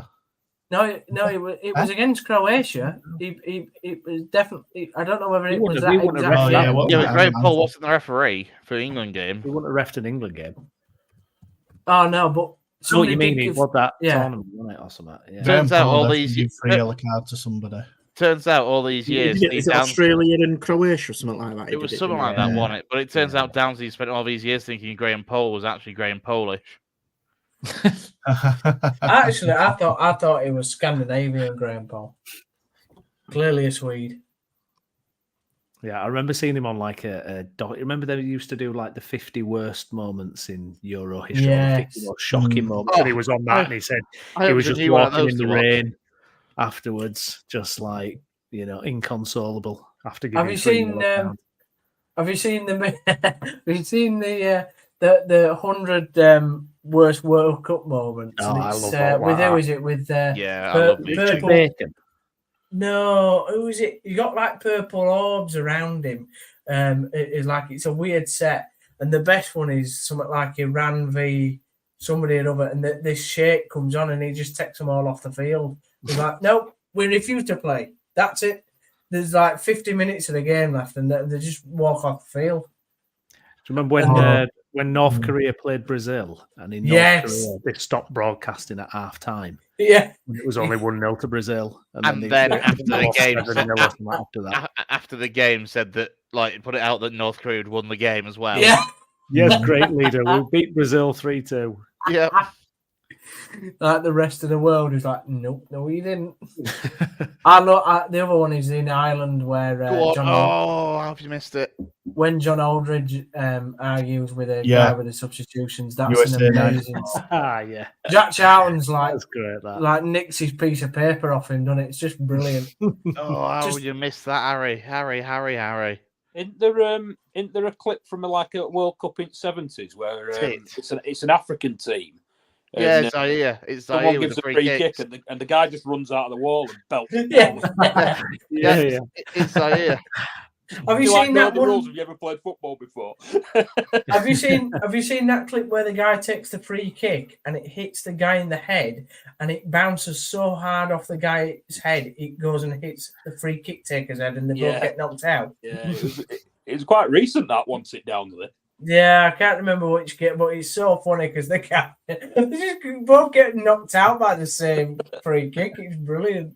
Let's have a look at this chance then, Harry Kane. No. Yeah. Is Harry Kane ever going to win a trophy, by the way? Is that going to happen? Most failed footballer in history. Can we not take him on the plane to Germany? I mean, only Harry Kane could move from Spurs to one of the most trophy-laden clubs in the world that continuously win the league, continuously challenging Europe. It's unbelievable. It's wild, isn't it? And Jude Bellingham 20, and he's like won Champions League, La Liga, Spanish Super Cup. He's already on 3 trophies this season. Is Jude Bellingham, whilst Harry Kane somewhere cries in a corner. Well, his mistake, he signed a 6-year contract, didn't he, when he were about 25 at Spurs or something? Or, a bit younger than that, 23. He signed this big, long contract, didn't he, that just meant he could never get away from Spurs. And then, obviously, his contract's expired and he's forever in the clutches of Daniel Levy once you sign that contract, aren't you? He's not letting you go. Yeah. Well, this is how mad it is, right? Foden's 23, whatever. I think he's 23. He's already won 7 trophies in the last 2 years compared to what Kane's done in his whole career. And now he won't be Premier League top scorer either. He could have had that as a thing, but Harry. When you get a trophy for nothing. Does Maddison go on the plane, guys? No. I hate to say it, but no. As much as I love James Maddison, he's just had too much of an injury this season for me to have not been in it. Consistently keeping form as long as he could have been because of his injuries. Joe Gomez is on, by the way. Oh, you'll be delighted to know this, Gaz. Joe Gomez is on in place of Lewis Dunk. Big fan of Joe Gomez. Can play anywhere across the back 4. He's got to go. Does Gaz not like Lewis Dunk either? Oh my God! Where have you been, Steve? Where's you been? Well, you see, me and Gaz are brothers. We feel and think the same sort of thing, don't we, Gaz? Yeah. Joe Gomez, did he go through a bit of a difficult time and then he's kind of come through injuries and kind of got back in favour a bit? He's had some horrendous injuries, yeah. Really bad injuries he's had. If you look at Klopp, the way Klopp's managed Liverpool, he's probably one of the most improved players in he has over Klopp's time at Liverpool, I would say.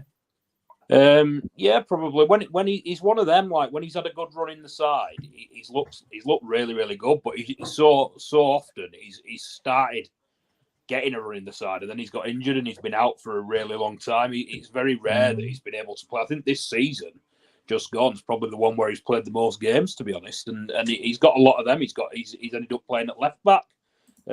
He's right-footed, which doesn't help him play at left back. But yeah, he can play anywhere across the back four. So I'd be taking him. He'd definitely don't play with me. Just the thing about versatility, right? I know that this is and I'm going to match it to England, but when Conor Cody first signed for Town, I think it was on his debut or it might have been his second game, we had so many injuries. He ended up playing right back, left back, centre defensive midfield and centre back all in the same game and played brilliantly in all them positions. Conor Cody was an underrated footballer, in my opinion. How long were you there for? A season? 2. One season, yeah. We bought him for 450 grand and sold him for 2 million to Wolves. Where is he now? He's at Leicester. No, Leicester. Oh, Leicester, yeah. But he didn't really play. But he didn't really play this season. No, because I think he played 12 games last season. They've got 2 very, very good centre backs, haven't they, at Leicester? So yeah, and they'll be Leeds next year. No, Premier League Leicester next year. Yeah. Would you have him at Leeds, Brownie? Conor Cody. Yeah. Over the 2 that failed. Like I said, we need a bit of experience, but he brings that all right. Really. Yeah, I don't know really. We got Liam Cooper already though, but I've heard come on. going.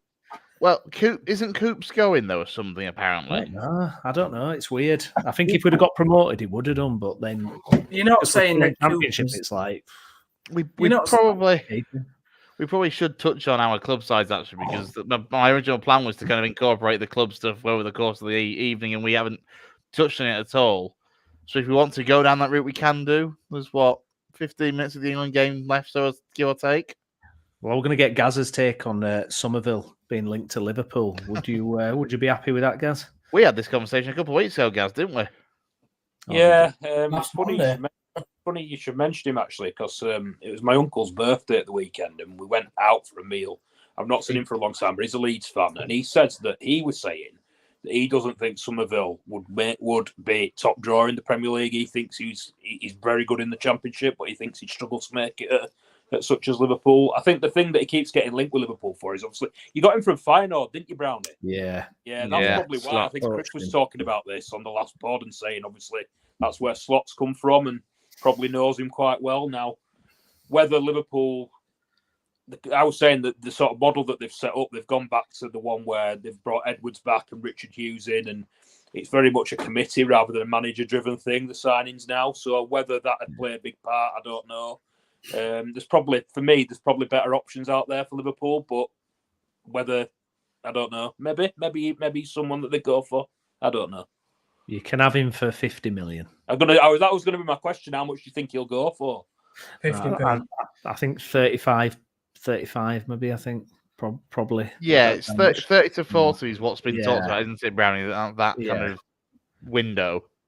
Yeah, so because we might only need to sell one big one after Red Bull thing. Well, of course, that's your big news, I guess, isn't it, for Leeds United? Is this Red Bull investment and Super RB Leeds United?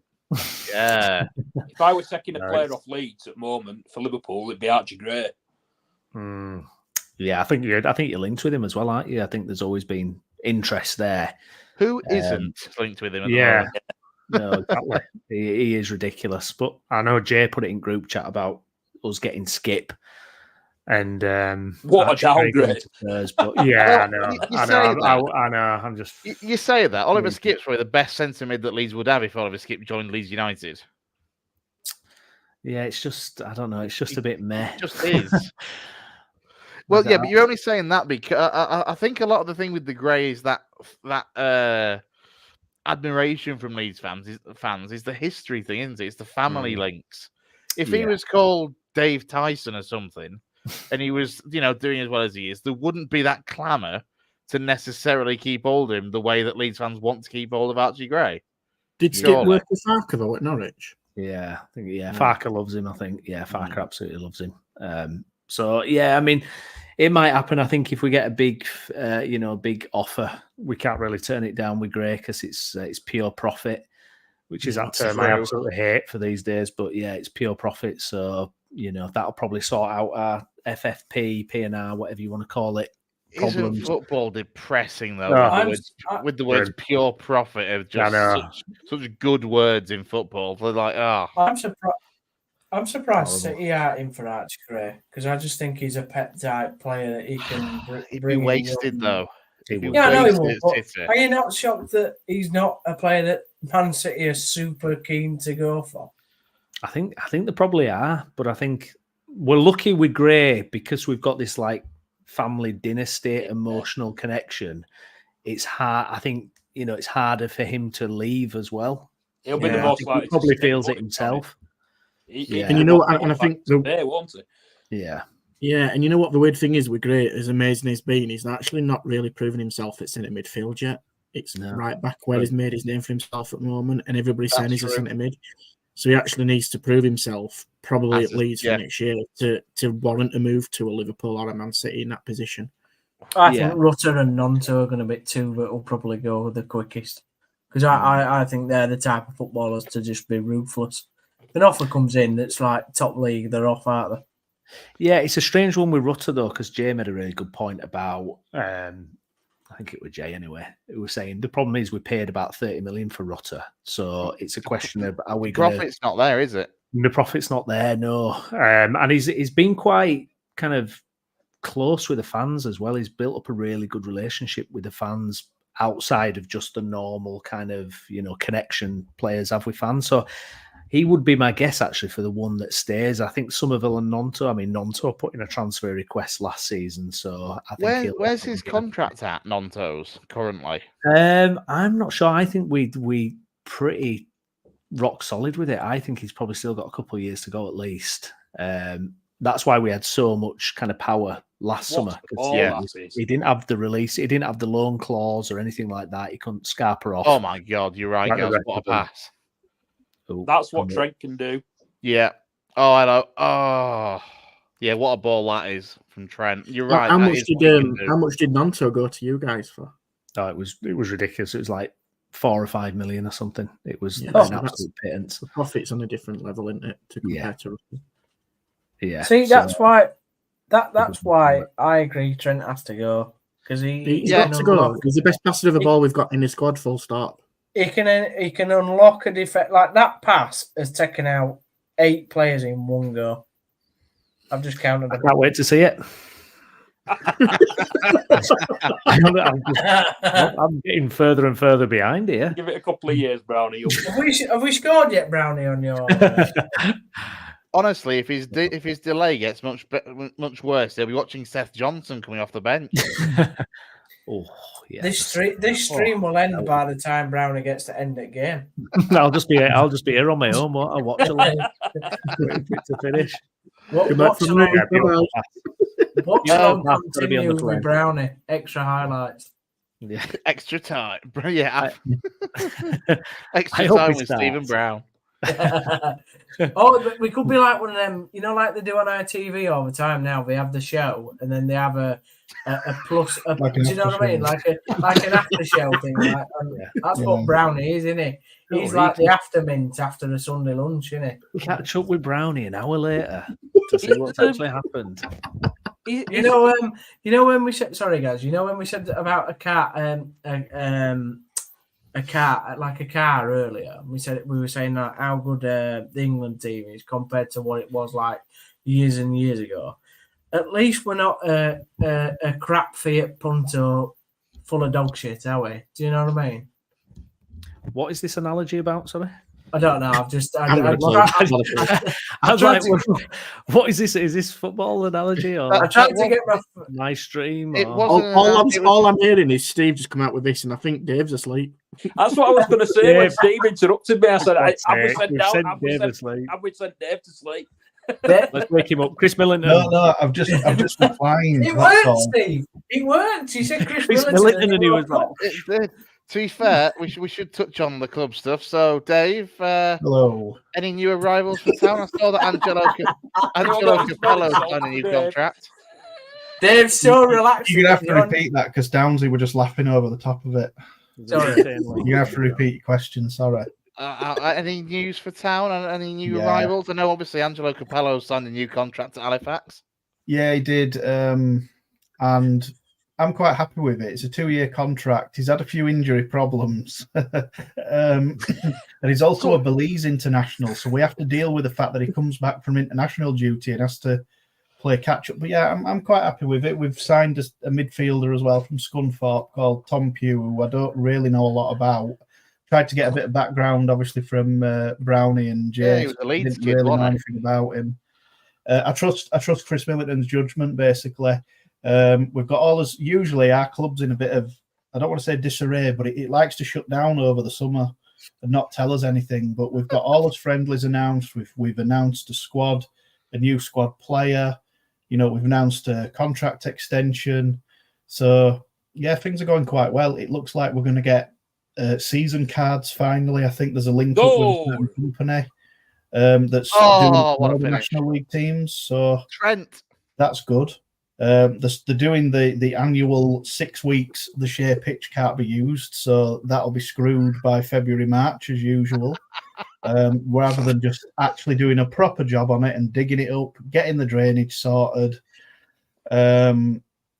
They're taking 6 weeks this year, though. It's usually, I think, 4 or 5. And our good friends at the Rugby League are having to play a home game away from home, which is ever so inconvenient for them. Can I just say, when we cut the highlights from this watch along, and it's like the goal highlights, and we'll be talking about God knows what else. We didn't want to disrupt the Halifax chat, but there has been a goal at England. I've never seen a possession so relaxed in Dave. It's unreal. Are you all right, Dave? Yeah, I'm fine. I just decided about 10 minutes ago that I needed to recline, so I've reclined. Has he played himself into the starting lineup, Trent? What, Dave? Oh, I'm watching the goal now. Oh yeah, it's a good one, isn't it? It's a good goal. Dave's not playing himself into this lineup with him being so relaxed. No, if any moment could sum us up as a group, it's Dave talking about the Shea pitch and then Gaz just going goal, and then we're still carrying on talking about Halifax. No, I mean, I'm quite optimistic for the new season. I can't wait for us to do all of us like pre-season predictions and what do we think is going to happen. But yeah, it's been I don't want to say a rare pre-season of optimism, but yeah, things seem to have been done a bit differently. We seem to be announcing signings a bit earlier, contract extensions, whereas there used to be a time, even maybe going back as early as last season, where nothing would happen at the club. You'd have no news until the 1st of July, which is officially when new contracts start, and then all of a sudden it'd be the drip feeders like our new signings. But things seem to have changed under Chris Millington.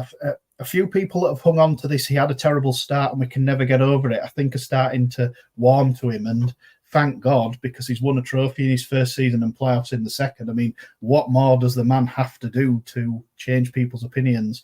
I trust his judgment. I trust the way that he's running the club at the moment. I trust the scout, which is Gareth McClelland. It was also Neil Aspin's scout. He went to Salford in between being at Halifax and coming back. And since he's come back, we seem to be getting people like Deborah, Tyler Golden, Jamie Stott. We still don't really know what's happening with those two. I'd assume one, if not both, are leaving. If we believe what Chris Millington said in his updates, every player that plays for Halifax has been offered terms. Whether those terms are acceptable for that particular player, it's totally up to the player / their agent. Things are good, actually. Like I'm pretty chill about this pre-season, to be honest, and I trust Chris Millington's judgment. And I'm quite happy. I'm quite happy to back Millington because the results speak for themselves almost. And also, I'm proper chill because I'm laying back. I'm just like, yeah, bring it on. For anybody tuning in and watching this, we are watching a Halifax Town watch along tonight. So thanks very much for tuning in, everybody. It's pre-season Halifax v Halifax reserves. And Dave, how's that not got in? It has. By the way, that Trent. Go! Oh, he's blocked. Well, I mean, God, who blocked that on the line there? Dave, continue to talk about Halifax. Go! Yeah, so I mean, goals are a thing that we need to address next season. I mean, our top scorer, Rob Harker, only got 9. Willie Alley was second highest scorer with 7. So if there's one area of the pitch, and it is it's the hardest at all levels, that's the one thing we need to address. We need to get Hurricane. I can't believe. Why would you mute my mic? Why? Seriously, why? Did you? Why would you do that? Who did that? Who muted his mic? Why would you? No. Why would you do that? We're on about goal scorers. You need a Harry Kane who's made it 3-0 to England. Dave, I didn't mute your mic. I wanted you to continue. Chris is the one with the power. Yeah, if there's one weakness, we don't score enough goals, and I don't think it'll be anything we'll address. Again, Chris Millington's been very supportive of the attacking players that are already in the building. So, I mean, what did we get? 50 goals last year. Yeah, we still made the playoffs. So that's it. Can we have it? Can we have an update on another club? Well, I was going to turn to Gaz, but I can't quite see him. Is there a power cut? Is there a power cut on the other side of the hill there, Gaz, or what? I put a light on? I mean, it depends. Can you spend the 50p in the meter, or give me a minute? Ian, just on the back of that comment, Ian, what you should have learned already as an avid watcher of this podcast is Dave doesn't care about anything that's not Halifax. And England, he does. And England. Come on. To be fair, Dave, I'm shocked you've not got Jamie Vardy in that breath. Anyway, Gaz, let's get to Gaz.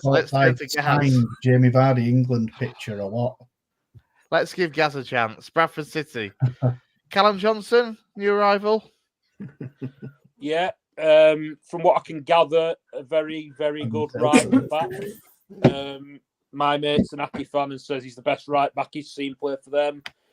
Problem being probably negatives that he's been injured for quite a lot of the season at Mansfield, and I don't see him playing it right back for us because Player of the Year there last year, Brad Halliday, plays right back for us. So people are saying we're going to play him as a right-hand sided centre half. But like I say, if he's the best, he's really a right back. So I don't know. Good signing, but where exactly he'll play, I'm not 100% sure. One man that does look more obvious of where they'll play is Aidan Baldwin as well, who you basically just, if you had not scouted, just done a deal basically to swap Matty Platt for Aidan Baldwin as one centre half has gone in each direction. It looks like it, doesn't it? Now, Matty Platt's someone I think we spoke about on a previous podcast. Yeah. I was a fan of Matty Platt. I like Matty Platt. I don't think it was a coincidence that our defensive record was a lot better when he played to when he didn't play. He had a lot of criticism from some City fans that I didn't really understand. Like I said, defensively we were a lot better when he played. Aidan Baldwin, I had honestly never heard of him, and that's why I asked you guys in the chat, who obviously had, and Lou gave me a bit of info, and you did, Chris, as well. Not Scouty fans, from asking them about him, they say he's one of those. He's either really, really good or he's really, really bad, and there's no in between with him. I'll be honest. Sounds like he's a bit of a ball. The times that I've kind of seen both players play, I've always preferred Matty Platt to Aidan Baldwin personally when I've seen him play and come up against him in previous years. Sounds like he's a bit of a ball playing centre half as well, which Matty Platt wasn't. Also sounds like he's got a bit of pace about him, which Matty Platt didn't. I don't know. We've signed obviously Aidan Baldwin and Neil Byrne, 2 centre halves that we've brought in, and we've let Ash Taylor, Timmy Odesina, and Matty Platt go. I would imagine there might be another centre half to come in at some point during the transfer window, but priority's probably left back now and getting players out. To be honest, McDonald, Wilson, and Verdane Oliver all linked for moves away, and I would expect that to probably be the next news before more signings come in. Fair play. I mean, look, where are you at in terms of the happiness then with so far the business with what Graham Alexander's done? I think, yeah, like I said, the two best. We've had 4 signings, and the two sort of most known ones are Callum Johnson and Sarcevic, and they're probably 2 positions that you wouldn't have expected us to strengthen in. So it'll be interesting to see what the first 11 is going forward. The 2 good signings. Like I said, I just don't know where they'll fit into the team at the moment. You'd expect Sarcevic will play as one of the 8s with Jamie Walker, but then Bobby Poynton's not going to be in the side if you do that. So it's interesting to see how it'll all fit together. Dave says that Neil Byrne was very good for Halifax when they had him for a year during the COVID year. Obviously, Dave Challoner's taken him to 2 or 3 clubs now, and if Dave Challoner rates him, he's obviously somebody who's going to be a decent signing for us again. It'll be interesting to see the makeup of the 3 centre halves when we finished our business. Yeah, reasonably happy. What I am more confident about as with City is I'm very confident about us going forward and scoring goals, which for the first time in a long time, because we're not over-reliant on one player. Towards the end of last season, we had goals coming from midfield, which is a real plus. Jamie Walker, Bobby Poynton, and then obviously Kavanagh and Young to support Cook. So there's goals in us, and that's a positive for me because there hasn't been so confident. I haven't been confident in us goal-wise this confident in us goal-wise for a while. So it'd be interesting to see what the other businesses that we do before the end of the window. But like I said, I do expect players to go out now, or more players to leave. Fair enough. Time will tell. Full time, by the way, in the England game, 3-0 it is finished. What would look like a bit of a dull first half, by the way, lads, actually came to life a bit in that second half. You could certainly see that we stepped up the level of performance anyway, didn't we? Yeah, 100%. We Bosnia played very much on their own 18-yard box, and as quality showed in the end, I think Trent opened up a lot of chances for us, and in the end, it's a scoreline that we should be winning by if we want to go and win a tournament in the summer. That's, my opinion. It's not amazing. Job done, 3-0. It's in a friendly. The players have got some minutes in the legs, and we looked all right second half. But I'd like us to step it up Friday though, if we can. I was just about to say, it bodes well, doesn't it? It's that little warm up for the next warm up against Iceland on Friday, Lewis. Yeah, and I think another benefit for me, kind of being a bit of a football nerd, is that we didn't look threatened. Clean sheet for me is the absolute priority, and we know that from the previous tournament. I don't think we conceded pretty much up until the final, did we, against Italy? So your foundations are built on a really good, solid defence, and obviously we've got opinions of Lewis Duncan and what that centre-back partnership might be, but we never really looked in trouble. And I think Southgate will probably be happy with that. It's probably what he expected. In a weird kind of way, it would have been interesting to see how we would have reacted if we'd have conceded a goal, because we might get into a situation against a Serbia, Denmark, or a Slovenia where we have to fight back at some point, which might come against Iceland on Friday. But look, 3-0 win, like Dad said, nice job done. You move on to Friday, you just recover. You might get a couple more players in into the squad and see how it goes. And then obviously Southgate's got the headache of naming his 26, because I think we're all in the opinion that we might all have different 26-man squads, which is interesting. I mean, you've got to get ready for Serbia, because that is going to be a real strong physical battle for us. And the last thing you want to do is get an injury or two in that game. And I think to Brownie's point earlier, you've got to be match fit and ready to go in that game. Yeah, absolutely. I mean, final thoughts then gents, on tonight's game and looking ahead to Friday, Brownie? Yeah, I mean, it's just such a talented squad, isn't it? You're looking at Wharton coming on there at the end, and he just looks at home, doesn't he? Looks like he's making his 50th appearance for England. I think you're right. I think we need to step it up a little bit, go through the gears a little bit more on Friday. But, we're one of the favourites, aren't we? We really are. It's, I think with Southgate, with this tournament, it's kind of, for me, minimum expectation is getting to the final. You know, I don't know how you guys feel about it, but I really think we need to be in that final at least. That's putting the pressure on, isn't it? No, Yeah, he's right though. He's right. He's spot on because, like I say, we've got to a semi-final and a final, and we've not gone much further than that. And to win it is your next step. And Southgate is going to be judged at the end of that day is he won a trophy with one of the best generational talents we've got in that front line, and he's got to win it now. You know, let's be honest. If we had a Mourinho or a Klopp or Guardiola, more than likely we'd probably win this tournament. Now Southgate, he's not in that caliber of manager, but his track record and his history and legacy is going to be built on. He's worked his way from the under-21s. He's worked with the FA. He's worked with all these players. I agree with Brownie. It sounds brutal and it sounds harsh, but you've got to be number one, and you can't be going in there thinking, oh, we might do this to do that. You've got to go and win it, and there's not many excuses unless you're really, really unlucky with a decision or a ricochet that goes off somebody's backside, for instance. But yeah, I agree with Brownie. No, I agree too. I haven't looked at like the pathway of how it'd work.